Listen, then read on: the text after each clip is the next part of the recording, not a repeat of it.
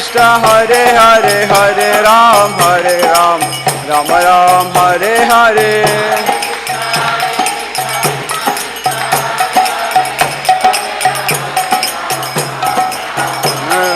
Hare Krishna, Krishna Krishna, Hare Hare, Hare Ram, Ram Ram, Hare Hare.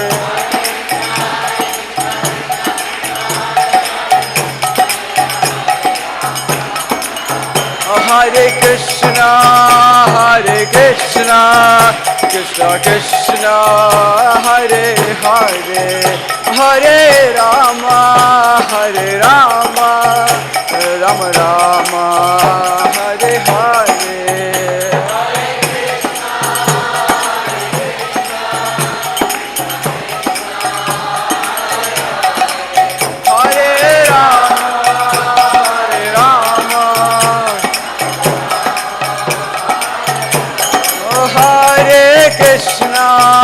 Hare Krishna, Krishna Krishna, Hare Hare, Hare Rama,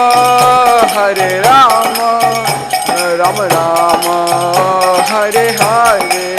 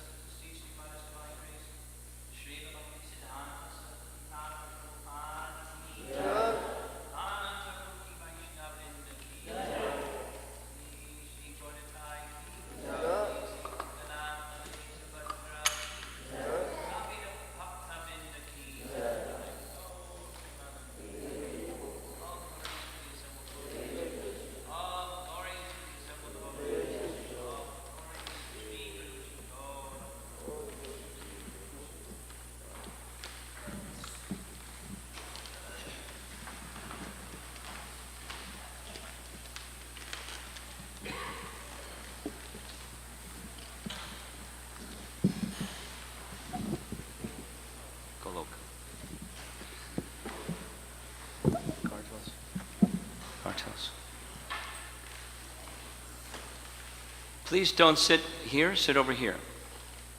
Sit over here. You can see the wall.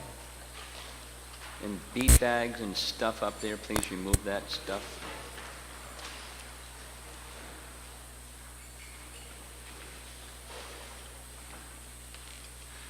Jaya Radha Madhava Kunja Bihari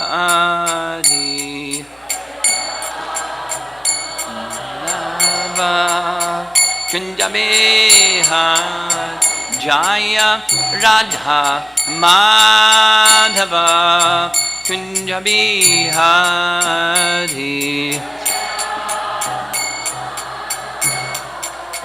Kunja Bihari Gopi Jana Balabham Girivardhari Balabha Girivardhari Gopi Jana Balabha Girivardhari Pijana Balabha Girivardhari Yasodanandana Brajajanranjana Brajajanara Yasodanandana Brajajanranjana Nandana Brajajanranjana Jamuna Tiravana Chadi Jamuna Tiravana Chadi Jaya Radha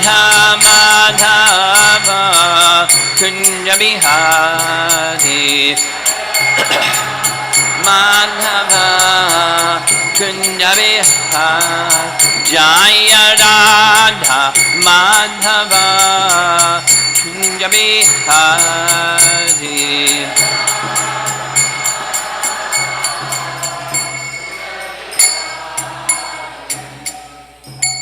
Jaya Vishnupad Paramahansa Parivajagacharya Astatara Satsaki Srimad His Divine Grace Sri Bhakti Vedanta Swami Srila Prabhupada Ki Ananta Koti Vaishnavarinda Ki Sri Sri Kishore Kishori Ki Sambhira Bhaktavrinda Ki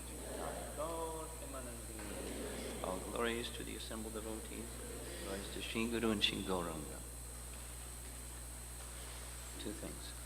There's a fisherman's friend upstairs on the desk. Bring. And open that set of windows over there. Do that first. Sure.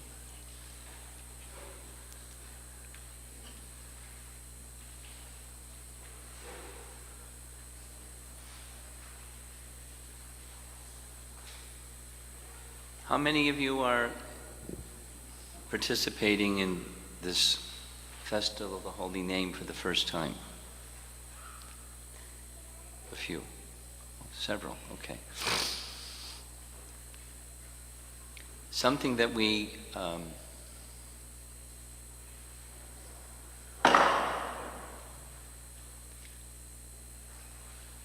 try to do for the Festival of the Holy Name is inspire devotees on one day, that's today, to increase your chanting. Of course, quality is also nice, but increase your chanting quantity. We call it 32 round day. The reason for that is when there's japa retreats, which this isn't, this is the Festival of the Holy Name, it's 64 round day. So this is a piece of cake, this is 32. But there are a number of participants that chant 64 on 32 round day, and that's very nice. But we encourage even our newcomers, chant 32 rounds at least, or more. And something that we'll do later, as you saw on the schedule, at 2:15, we'll gather again and have some sharing of different things. You know, what your experience was. You can think ahead of time what you might say if you raise your hand, or if you're called upon, even if you don't raise your hand.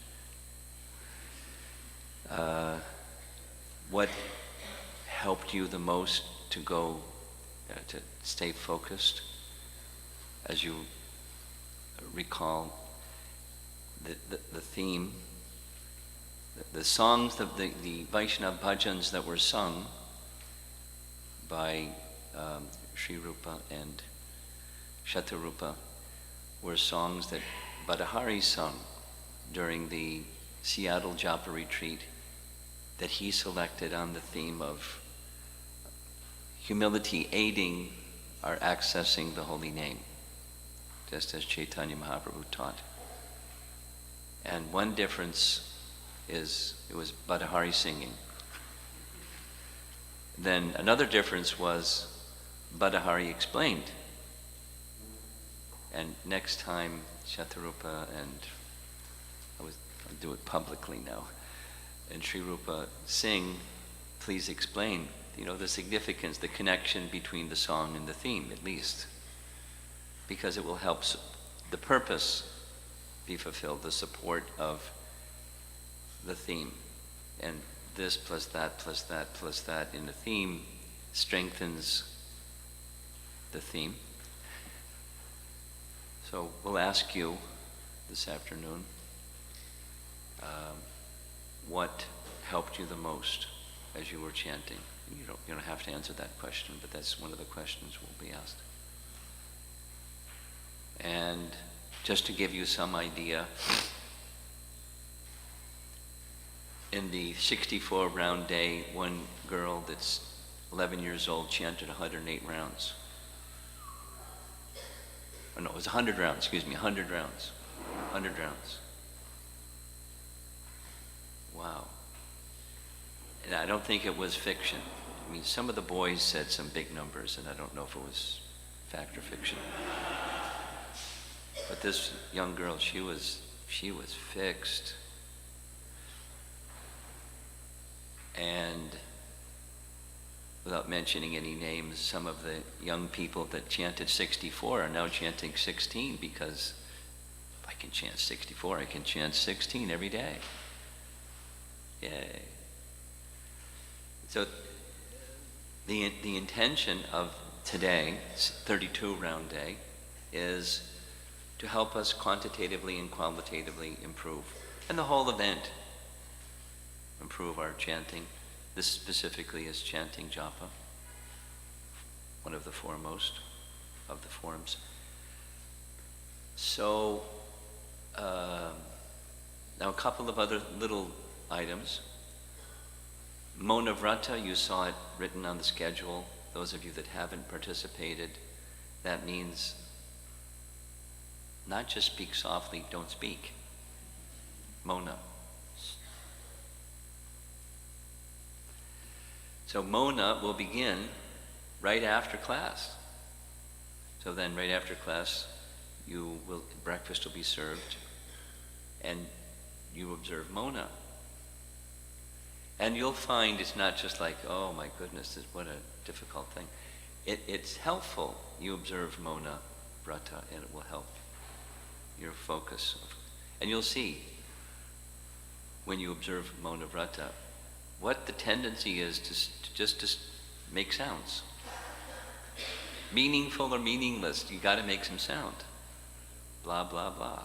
Or Krishna, Krishna, Krishna. But you can chant Krishna's name. That's also Mona Vrata. But no conversation. Up until 2:15. Parents that have to interact with children that need some message, you speak softly and quietly and without disturbing, and then finish in Mona. Then I just learned the hard way a few times. If you want to stay really focused through the course of 32 rounds, two things. As far as possible, stay in close proximity. Stay in the temple room. If you have to go, there's a nice lake that away, and go for a walk by the lake if you need to do that. Otherwise, stay in the company of the devotees. Tulsi will be in the temple room. I don't know where Jai Jagannath is, but if Jai Jagannath can be asked to bring Haridas Thakur downstairs, because he's upstairs. Haridas Thakur is upstairs? Yes. A life-size Haridas Thakur. He's big, and he's inspirational. So different sources of inspiration. So try to stay very focused. And the second is, don't eat a big breakfast. I learned the hard way. Don't eat a big breakfast. It's really hard to stay focused after breakfast if you eat a big breakfast. So eat modestly. And you don't even have to eat if you don't want, or go later, or it's like that. So those are some pointers. And I'll remind you when we're done, Mona Vrata. It's important. You'll see. If you observe it, you'll see. And now, this morning's class, I'll purposefully not elaborate on points, but part of what we're going to do is, did Nityananda Pran speak with somebody that's here to arrange for paper in case people need paper? You have paper? Okay. Part of what we're going to do, just mentally prepare yourself. We'll take 5 to 7 minutes, just like Krishnadas Kaviraj speaks about 5 to 7 minutes. We'll take 5 to 7 minutes on writing something down. You'll see there's a slide that prompts you to reflect and write something down. So we'll do that as part of the exercise of what we're going to be doing during this class and also for the benefit of after the class. So here's the title, Feeling Complete with the Holy Name. There's, who's that on the left? Haridas Thakur, chanting the holy name, very happy. And behind is the dome of the Jagannath Mandir and the chakra at the top. As far as humility, we know Haridas Thakur felt himself unqualified to enter the temple of Jagannath because he was low-born. And Lord Chaitanya made an arrangement for his place of residence in Puri to be where he could sit and see the chakra at the top, and told him that's the same as seeing Lord Jagannath. So in the mood of humility, as is the theme for this Festival of the Holy Name, Haridas Thakur, our Acharya for the chanting of the Holy Name. Now, I wanted to begin with a little correction. It's important to get things right. Yesterday, I mentioned a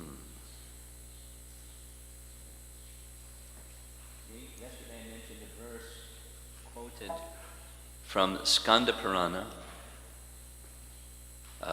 quoted by Jiva Goswami in his Tattva Sandarbha. And the place of reference, I said it was text 23, it's text 15. And here's the reference. I'll just read. The name of Sri Krishna is the perfect fruit of the creeper of the entire Vedic Shruti, as stated in the Prabhas Kanda, Skanda Purana. O best of the Rigu dynasty, the holy name of Krishna is the sweetest of the sweet, the most auspicious of the auspicious. It is the transcendental fruit of all the Vedas and is purely spiritual. Whoever chants it but once, whether with faith or neglectfully, is liberated. That is to say, a holy name. What does Harinam Chintamani say?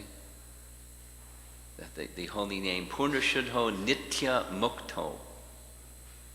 The holy name is Nitya Mukto. So you contact the holy name and you're in the Mukto position. You may not be Nitya Mukto, because the next moment you could do nonsense. And so it's, at least when chanting is in the liberated position. It frees one, as we know from the story of Ajamila in the 6th canto Bhagavatam, it frees one from all the reactions of all sins, even Abhas Nam, chanting the shadow of the holy name. And just to another correction. The reference that I made to this yesterday was, I got a little confused, or I mixed this with that. The reference comes in texts 15, parts 1 and 2. There are statements, it's a concluding set of statements made in Tattva Sandarbha by Jiva Goswami with scriptural reference to indicate that the Puranas and the Itihasas means Mahabharata and Ramayana category, they're in that category, and the Puranas, there's 18 principal Puranas. Srimad Bhagavatam is one of them. Vishnu Purana and Padma Purana and the others. The Puranas and Itihasas are Vedic. They're as Vedic as the Shrutis are Vedic. The Shrutis say it, and the Puranas say it, and he establishes, he's proving. So he says, I've demonstrated, I've proven The Puranas and Itihasas are Vedic. And the very next, this one, the reference is, when Vyasadeva divided the Vedas and also compiled the Puranas, who did he entrust the Puranic portion of the literature to? The Smriti portion of the literature to? Romaharshan Sutta. And the next question. When Romaharshan Sutta was kusagrased by Balaram, because Romaharshan Sutta failed to stand in honor of Balaram when he was on pilgrimage, and Romaharshan Sutta was speaking from the Puranas because that's what he did. He spoke the Puranas. There's mention there that he was not actually a Brahmana, he was rather born from a pratiloma marriage, not a pure Brahmana. What does that mean? It means that his father was a Kshatriya and his mother was a Brahmana, so that's where it's a pratiloma marriage. The wife was of higher birth than the husband, so pratiloma marriage, and therefore technically Romaharshan Sutta was not a pure Brahmana. But those who are not pure Brahmanas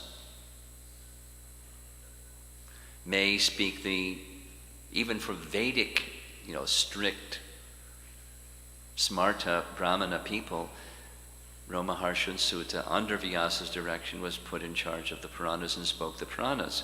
So as Romaharshan Sutta could speak the Puranas, Romaharshan Sutta can also chant the holy name, and the holy name, the reference, the speaker, is Lord Shiva. And he's a very, very high authority. And on his authority, he's saying the name of Krishna, sweetest of the sweet, most auspicious of the auspicious, and it is the fruit of all the Vedas. That's for the smarta folks, that's the Shruti. As the holy name is accessible by anyone, right? There's not a requirement of what your birth is to chant Krishna's holy name. Lord Chaitanya teaches this. Smaratak niyamata, smarana niyamatak smarane nakala. What is it?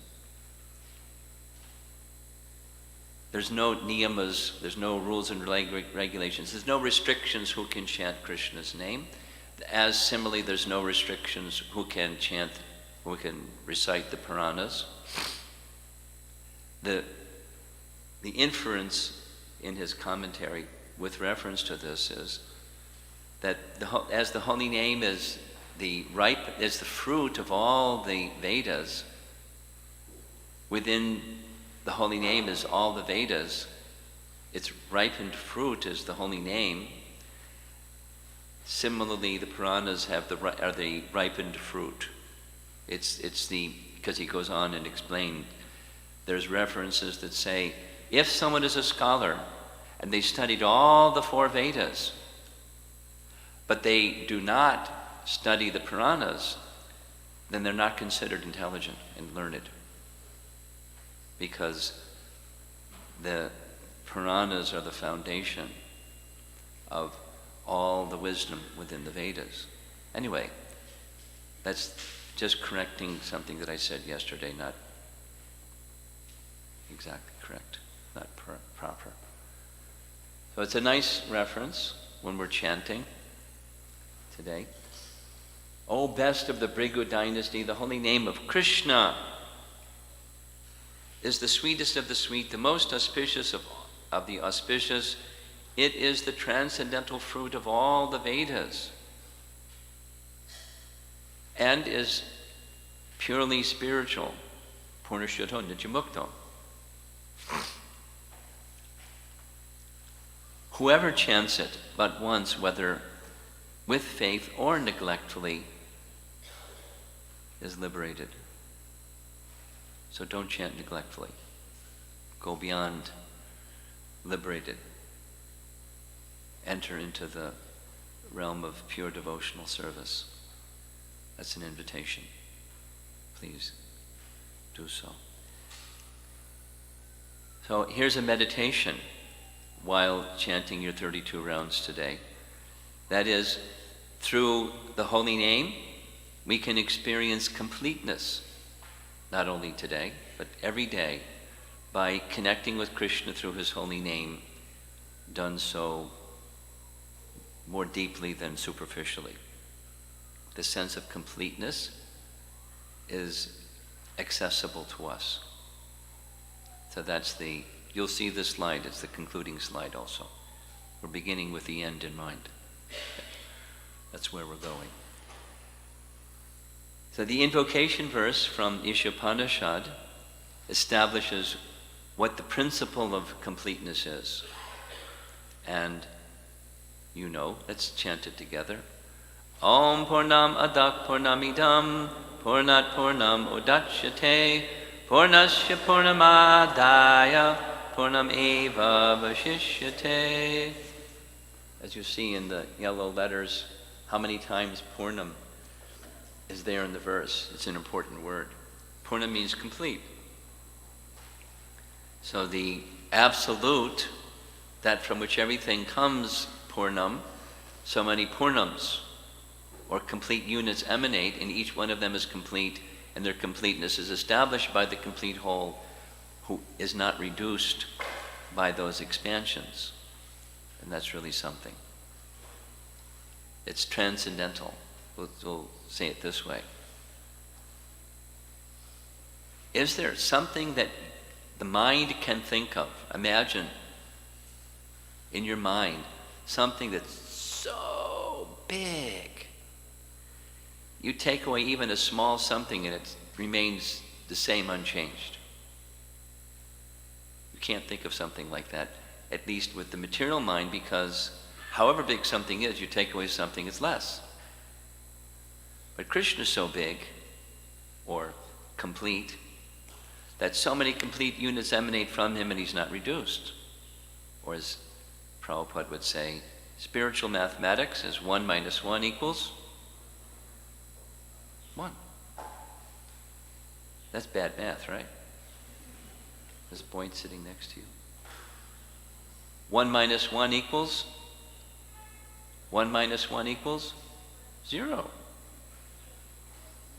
Yeah, 0. 1 minus 1 equals 0. But this is spiritual mathematics. 1 minus 1 equals? You get an A in your exam. Spiritual mathematics. Don't give that in your math class at school. Spiritual mathematics. Here's the translation. The personality of Godhead is perfect and complete. And because he is completely perfect, all emanations from him, such as this phenomenal world, are perfectly equipped as complete wholes. Whatever is produced of the complete whole is complete in itself. Because he is the complete whole, even though so many complete units emanate from him, he remains the complete balance. So there's the translation from Srila Prabhupada's Sri Ishopanishad. Now, this definition of establishing what is completeness tells us that everything is already complete and perfect.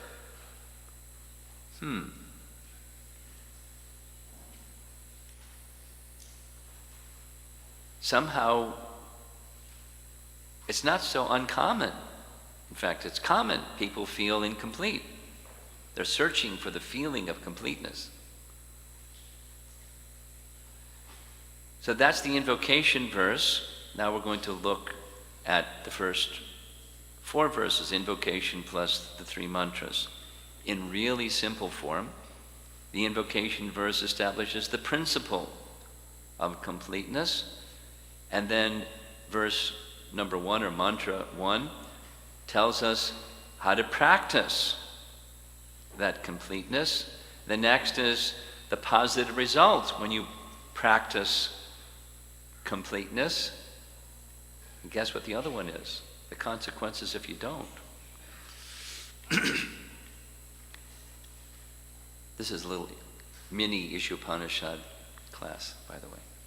But the focus is on completeness.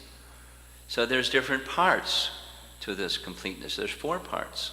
1, there's the source of everything, the Om Purnam, the absolute truth, that from which everything comes.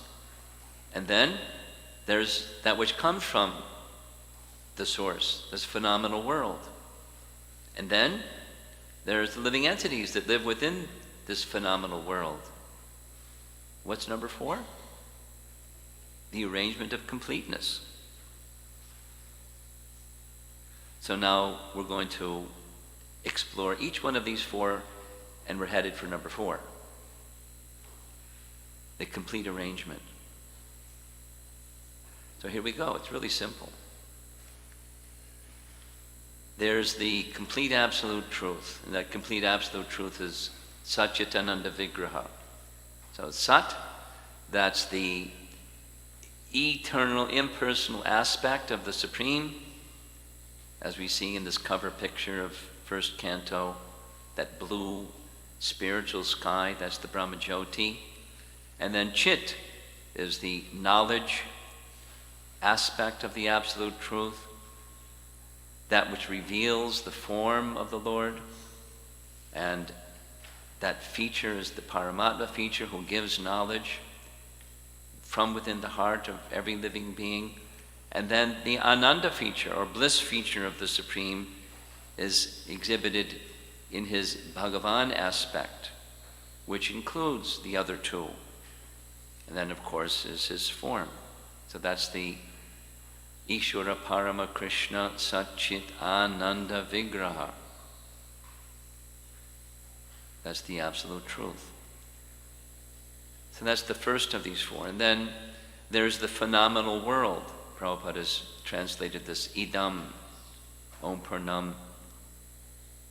Idam is this phenomenal world, comes from the absolute truth, among other things.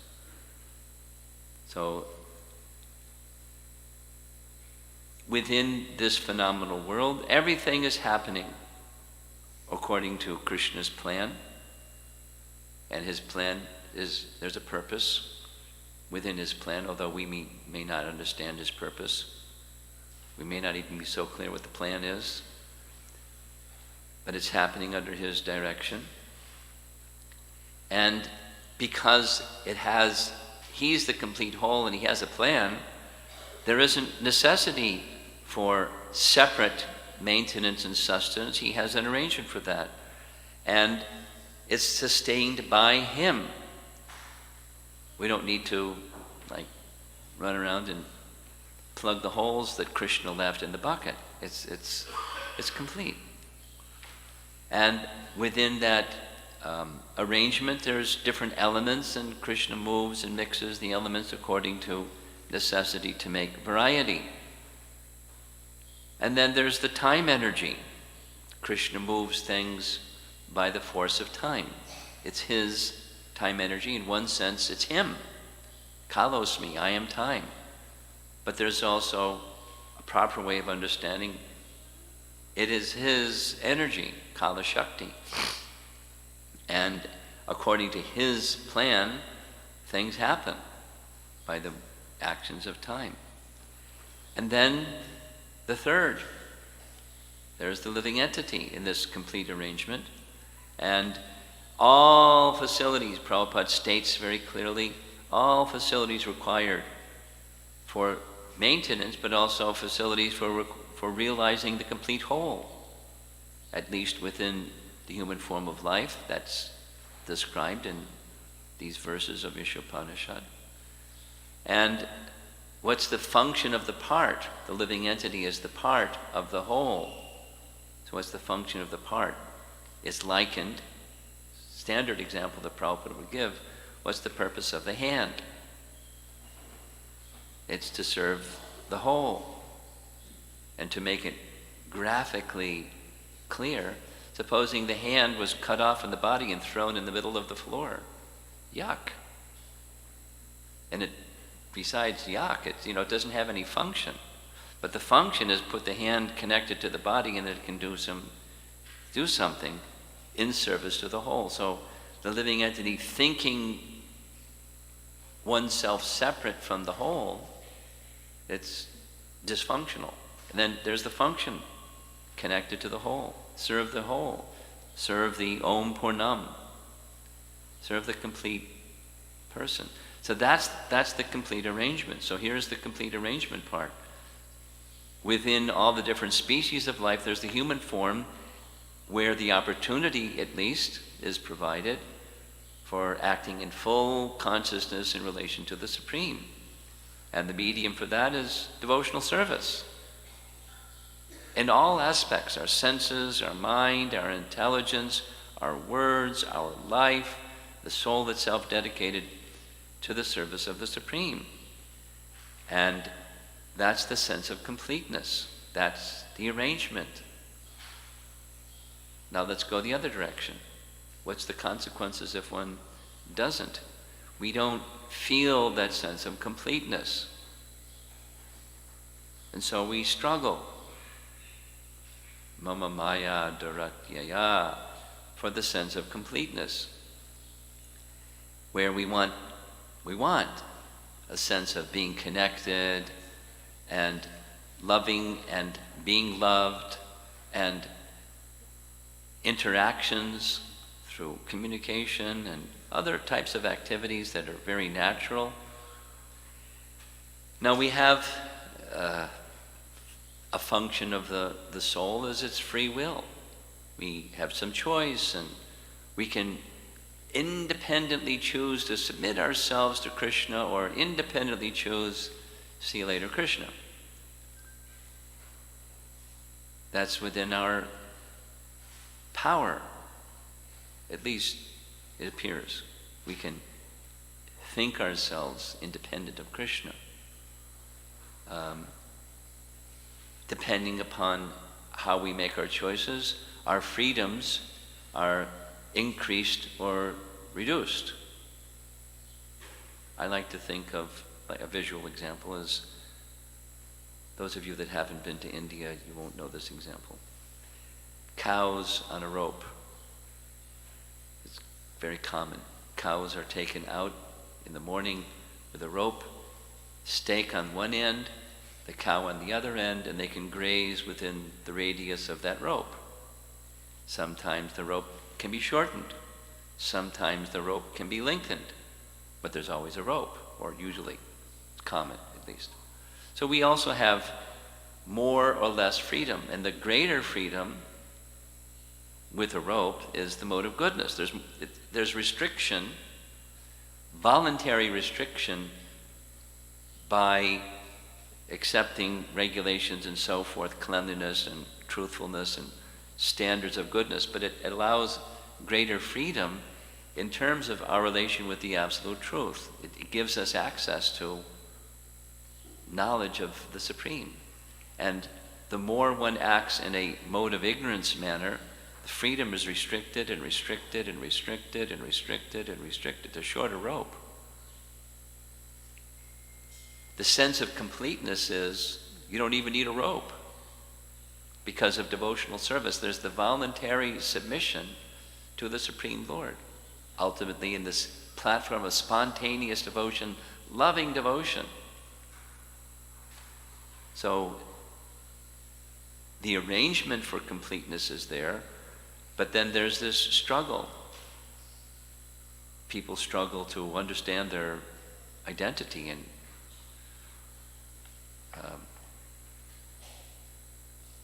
Devamrita Maharaj made a whole presentation which I very much appreciated, so I made a similar presentation on authenticity of individuality is the title.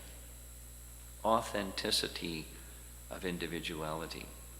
I was speaking on that topic at the University of Illinois in Chicago.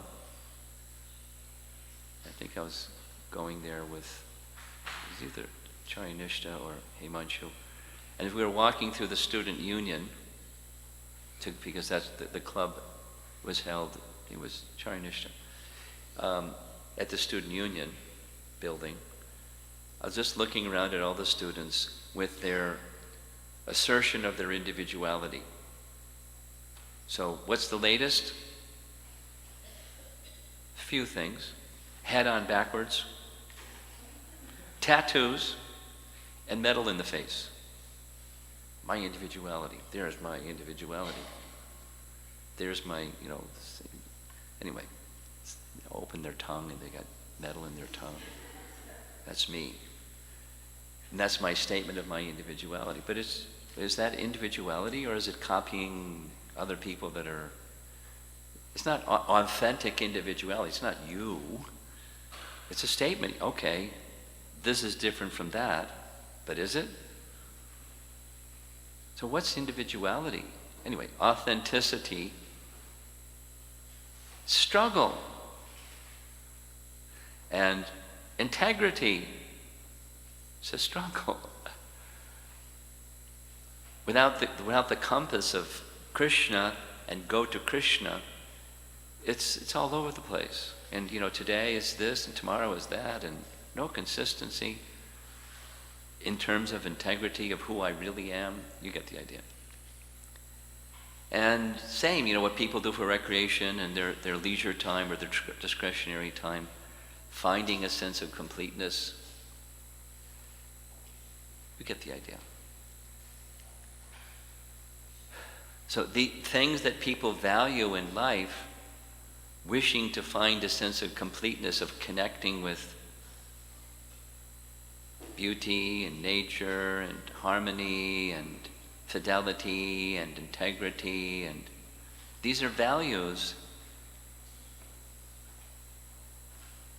How often is it that someone really feels that they've made that connection? So the opportunity for completeness is there, provided according to Ishopanishad and according to our devotional teachings, by connecting with the Supreme. So we're wishing to make that feeling of completeness while separate from Krishna. In short, it ain't going to happen. It's fiction, or it's illusory. It ends up being, I'm at the center and I'm complete. Or I'm taking advantage of other people to make my sense of completeness. And there's no end to it. This doesn't satisfy, and so that doesn't satisfy, and try another arrangement. The whole story.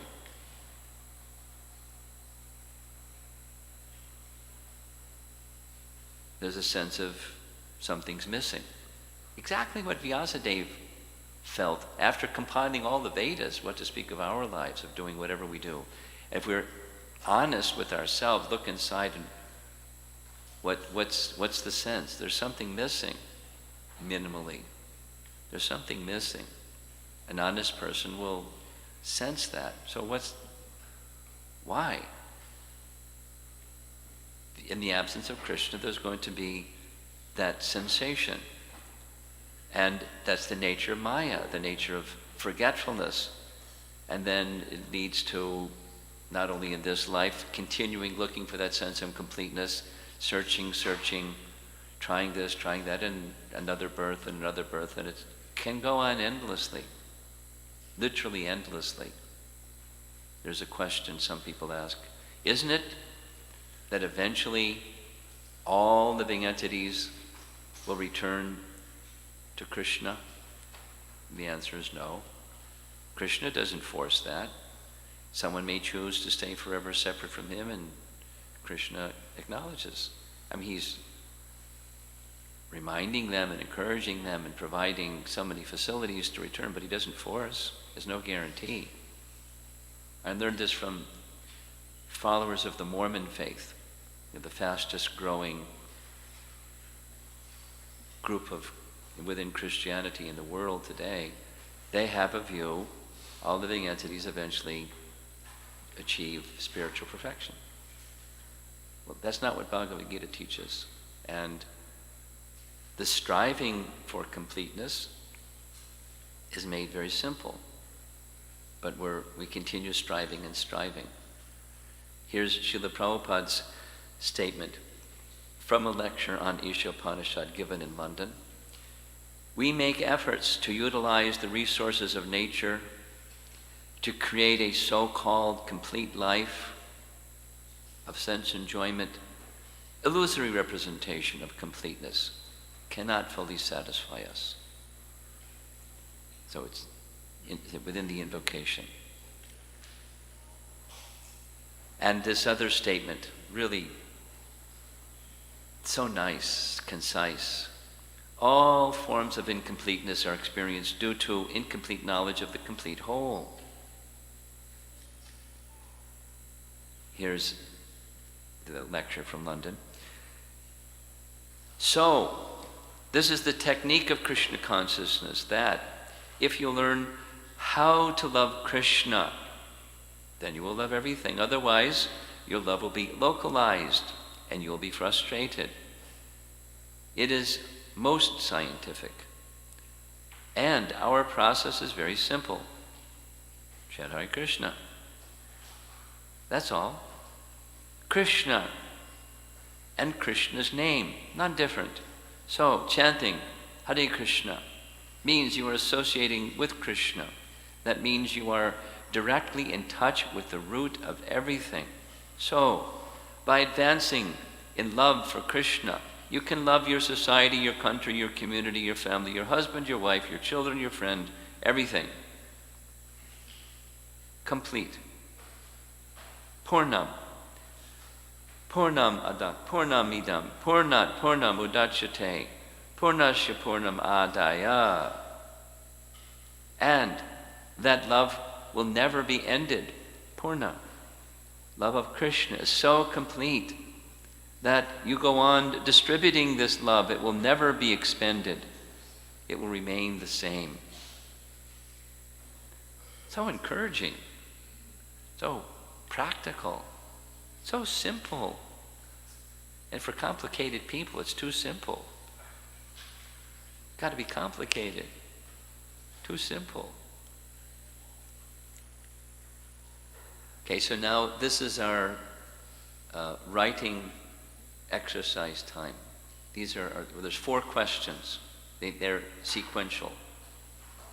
And I encourage you, this is not for sharing, it's just for your own internal processing. It may help you in chanting the rest of your rounds, 32, 64, 100 rounds today, however many you chant. How do you feel most incomplete? I'll leave these on the screen.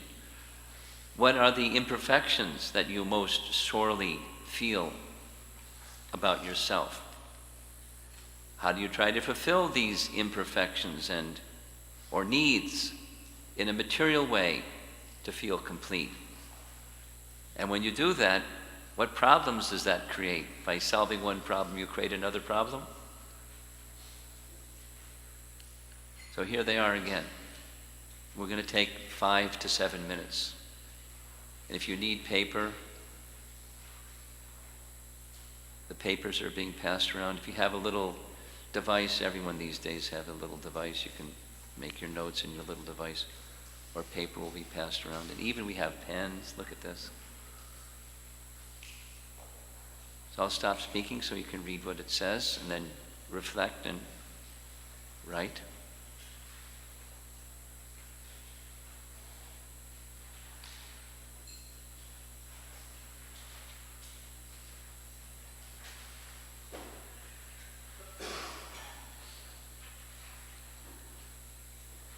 I'll flip back a couple of times so you can see.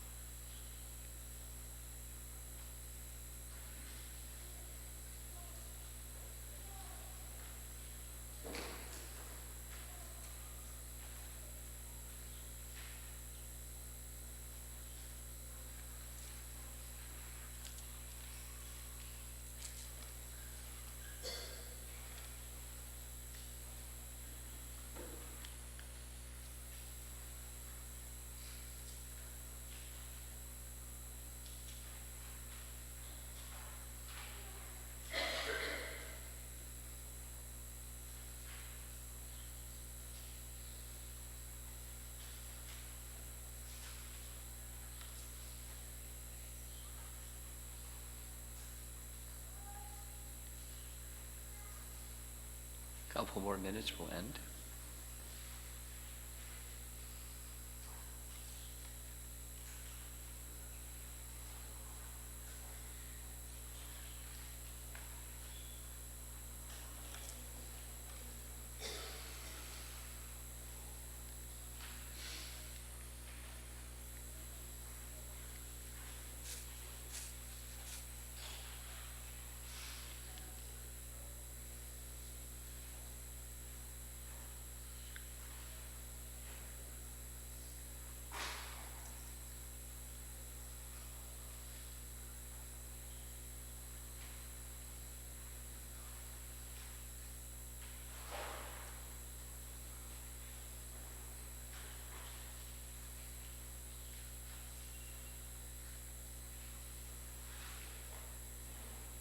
Try to finish up.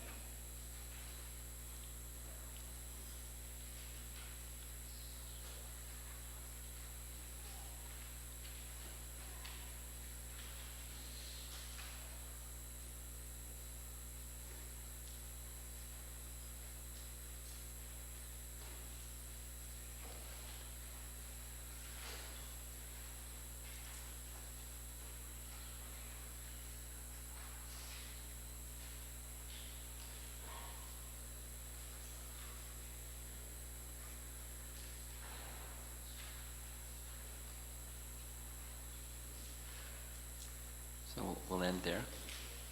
The purpose of this exercise is expanding on mantra 3, the consequences of not connecting with the complete whole, and this phenomenal world connecting with the complete whole as we move about it. It leaves us with a sense of incompleteness.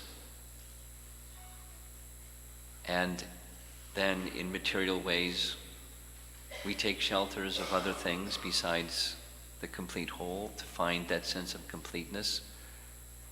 It's conditioning. Maya conditions us in that way.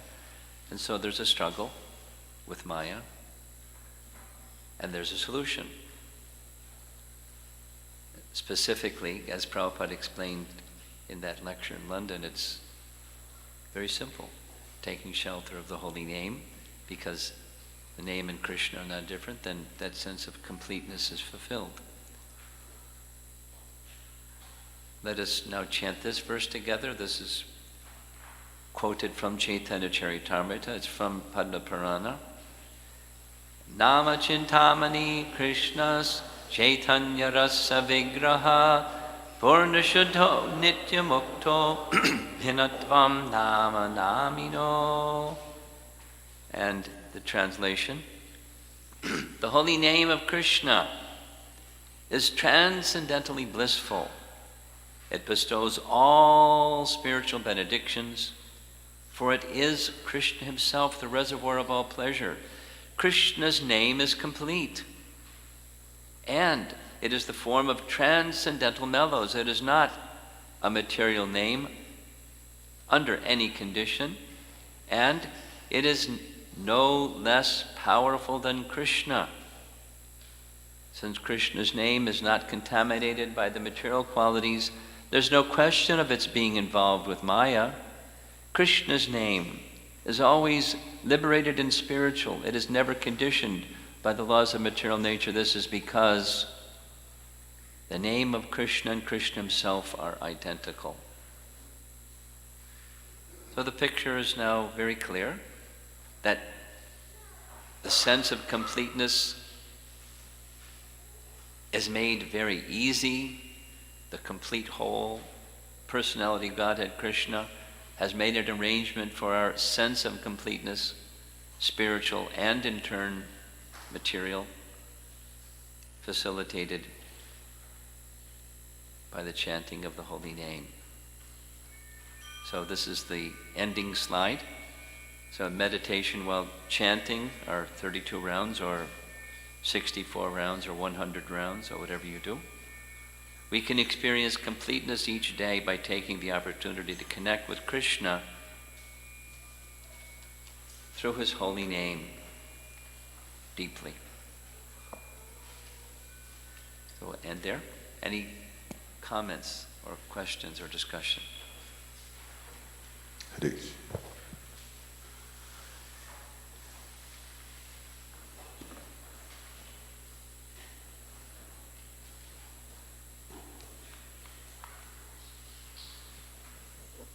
Hare Krishna. We hear that Krishna's name is fully spiritual and liberated and endowed with all of Krishna's potencies, non-different from Krishna himself. And yet we hear that name through material senses. So it seems like although Krishna's name may be fully spiritual, perhaps our receiving mechanism is Faulty. Faulty. Defective, limited. Right. So how do we reconcile that? Fantastic question. Do you like philosophy? Okay. I invite you to read Canto 10, Chapter 87. Fasten your seatbelt when you get, and have a dictionary by you. And have Jai Jagannath not too far away so you can ask him, what does this mean, and what does that mean, and what does this other thing mean? The question you just asked was asked by Maharaj Parikshit to Shukadev Goswami. It comes at the end, almost the end, 89 chapters in Canto 10. I'll make it short because of time. He asked the same question. Shukadev Goswami says, fantastic question. Such a fantastic question. Long, long ago, great sages asked the same question. They were discussing this topic. And when they were discussing the topic, they referred to long, long before that, where the same topic was discussed by the personified Vedas and the four Kumaras. Means it's a classic question. And the short answer for the long, long, long, deeply philosophical answer to the question is, since everything comes from Krishna, or the fully spiritual source of emanation, there's an intrinsic spiritual quality to all things which, when connected with the spiritual origin, they act spiritually. The senses, made of dull matter, have their origin in Krishna. And when the senses are connected with hearing the topic of Krishna and vibrating the sound of Krishna, they become spiritualized and they can act spiritually. The limitation is superseded by the spiritualizing process of connecting with the source through bhakti.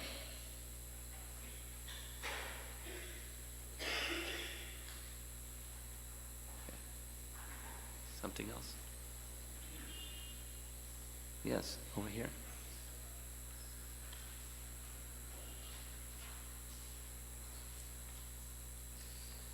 Himanshu.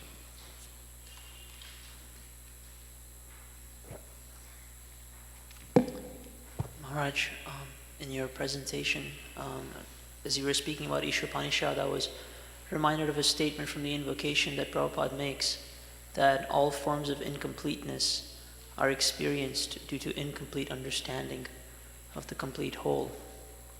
So since the emphasis of the presentation was experiencing completeness through the holy name, I was wondering if you could help me understand the implication of the phrase incomplete knowledge of the complete whole in this statement from the invocation.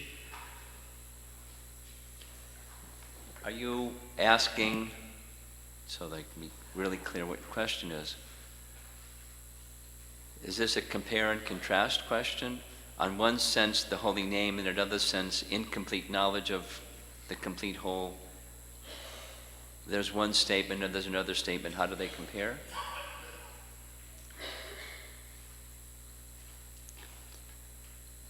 Well, Prabhupada expressed in the invocation what you repeated and what we saw on the slide, Prabhupada expressed in this lecture in London, what we read, the transcription of what he said, so how they connect is, how is it that complete knowledge of the complete whole is made possible? Answer, through bhakti. Bhaktyamam abhijanati yavanyaschasmi tattvataha.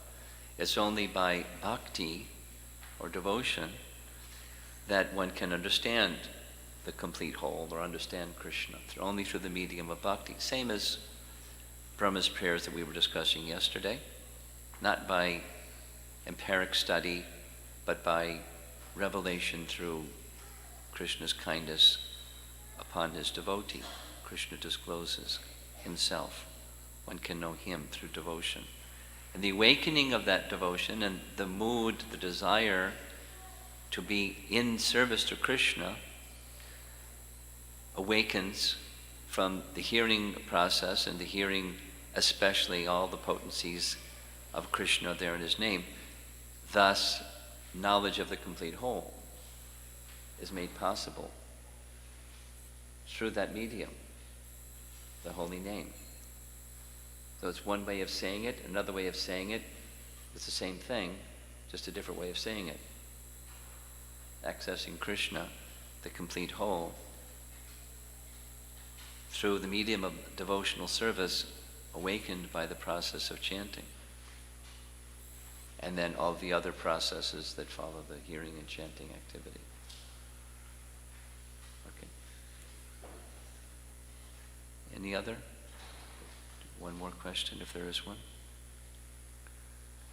Okay. So, we wish you well, your journey today. Remind you, as I promised you I would remind you, Mona. So the real test, as soon as class is over, will there be conversation or not? So please, Mona, and when you want breakfast, I guess it's served at 9 o'clock, up until whenever. And then those that want to, you can continue chanting here until 2:15. Those that want to, according to the schedule, upstairs. I'm pointing to the room upstairs so we can have kirtan for a while. Softly, please, so we can chant nicely here, japa. And then we'll see you again at 2:15. Then we can break Mona.